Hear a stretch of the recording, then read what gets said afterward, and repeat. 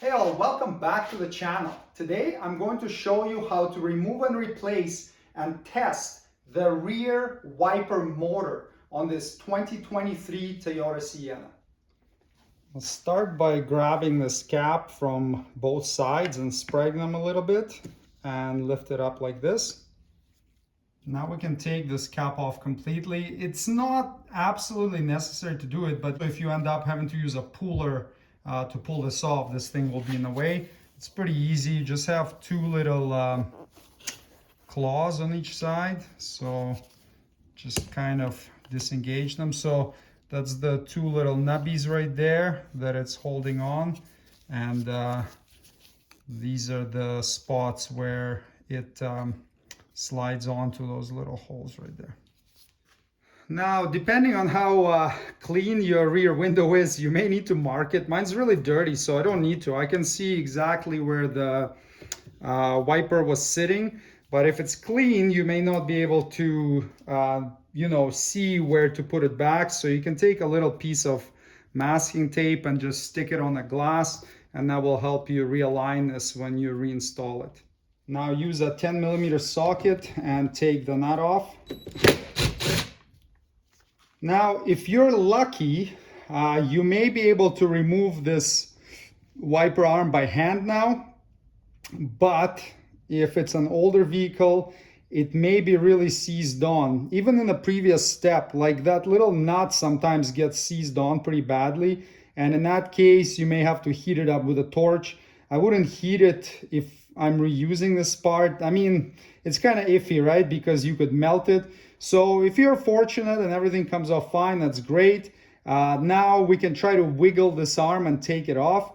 But if we can't, you may have to use a 2 or 3 jaw puller and press against the stud and pull it off that way. So let's see if the luck's on our side today. Oh, look at that. It's wiggling. So we're good. So we're able to take it off, fortunately. That's nice. We will start by removing these two access covers right here.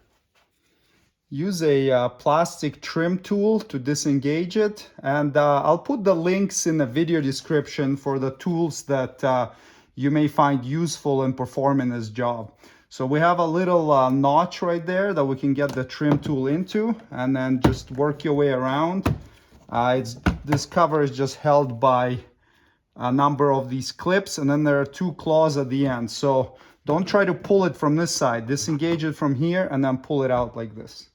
And then do the same on the other side of the hatch. And now you have a 10mm head bolt right here to remove. And the same on the other side of the hatch. And now this panel is held on by a bunch of clips. You just grab it anywhere through one of these openings and just gently disengage it and go all around and disengage all the clips. So you can see the red ones right there on the back side. That's what's holding it on.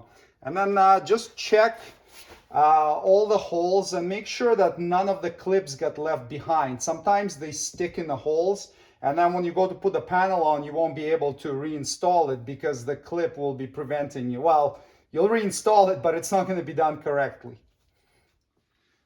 Now, if your vehicle is equipped with a 12-speaker sound system with this big subwoofer in the back, you have to remove the subwoofer for access.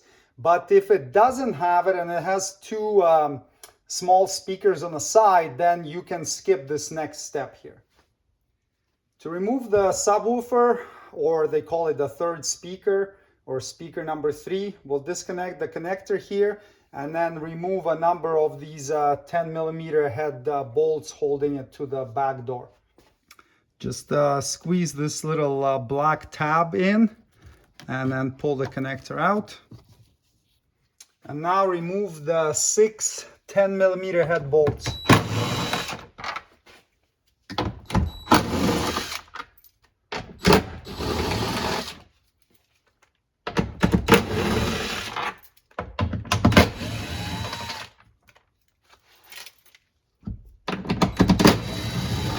Support this thing so it doesn't fall on your head. And when all the bolts are out, you can take this box right out of here.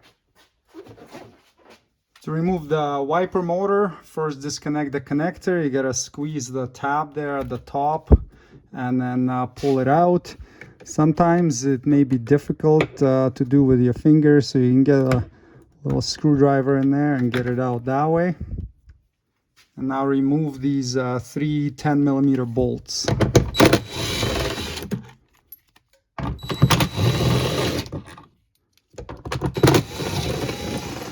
And catch it so it doesn't fall down and break.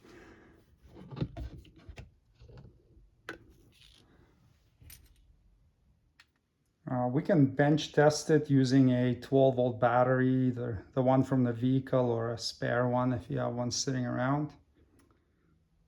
Now, bench testing is going to be a little bit tricky because we have to apply ground to the right pin and to the left pin, and then power to the center pin.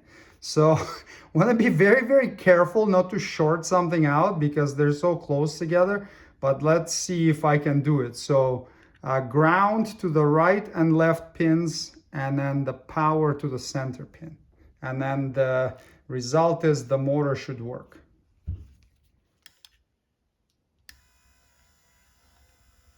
All right. Our wiper motor works. Good news. Now, if it didn't, that would mean it's faulty and need to be replaced. We're gonna go ahead and reinstall ours. Note that this wire is red, but it was a ground here. This was ground, and this was power to the middle terminal. They also say if you replace this grommet, or if it doesn't have any grease in it, to put some multi-purpose grease inside. Mine still has grease. This vehicle is only 2 years old, so I'm gonna reinstall it without packing any in there, but that prevents the shaft from squeaking when it's moving around there. So we're going to reinstall the motor with 3 bolts.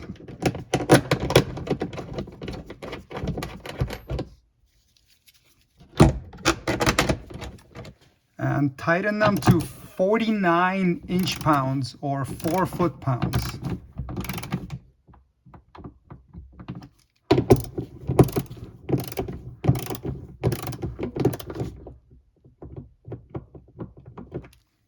And now plug the connector in until it clicks. Now, because we moved the wiper while we were bench testing it, and even if you get a new one, you may not know which position it's in. So if you install the wiper blade back on now and you run it, it may, go crazy all over the place. So what we need to do is we need to operate the rear wiper, just turn it on and off, and that's gonna move it and it's gonna repark it back where it's supposed to be at rest. So that's kind of the next step we're going to do before we reinstall the wiper blade. Turn ignition on, and then we can shut it off.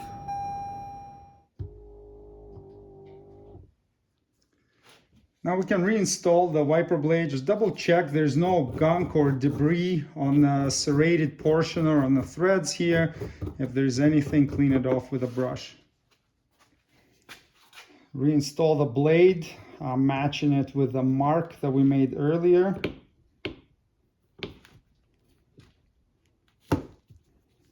And put the nut on. Now the spec for tightening it is 49 inch-pounds or 4 foot-pounds. In my opinion, that's a bit low. I've seen wipers where they're not tightened enough. The shaft starts spinning inside and kind of rips the serrations off and does all sorts of bad things. So I would probably tighten it a little bit more. How much more, that's up to you. I'm just gonna judge it by feel, but I would tighten it personally more than 4 foot-pounds.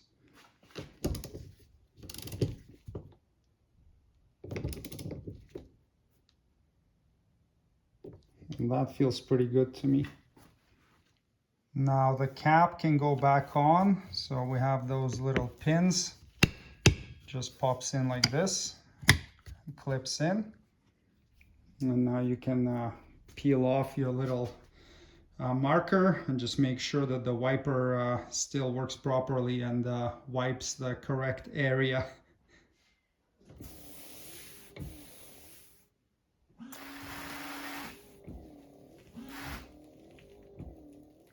Looks good to me, nice and even on both sides. If you had to remove the subwoofer to access the parts, we will reinstall it next. Otherwise, skip this step. To reinstall the subwoofer, bolt it back in with the 6 bolts that we previously removed.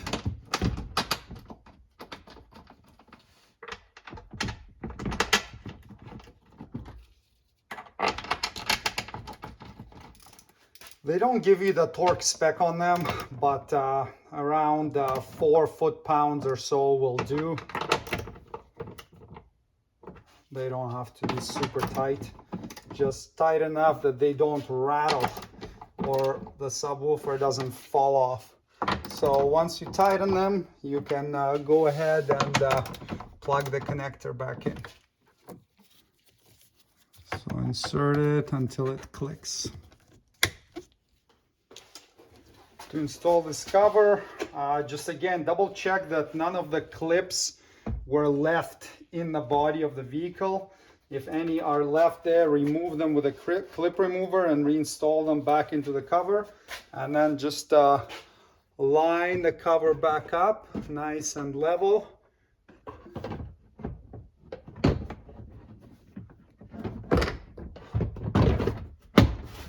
And then go around and engage all the clips.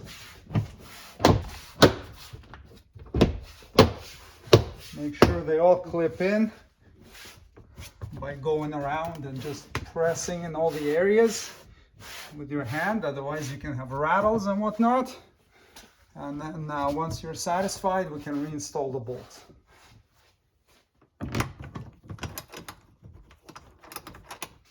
Now, they don't give a torque spec on these, but around 4-5 foot-pounds is plenty. It's good. Reinstall the cover. You've got the 2 hooks and then 4 clips. And then do the same on the other side, the bolt and the cover.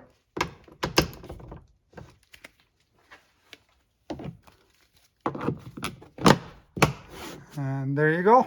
All done. Thanks for watching. Subscribe if you'd like to see more Toyota Sienna maintenance and repair videos. See you next time. Cheers.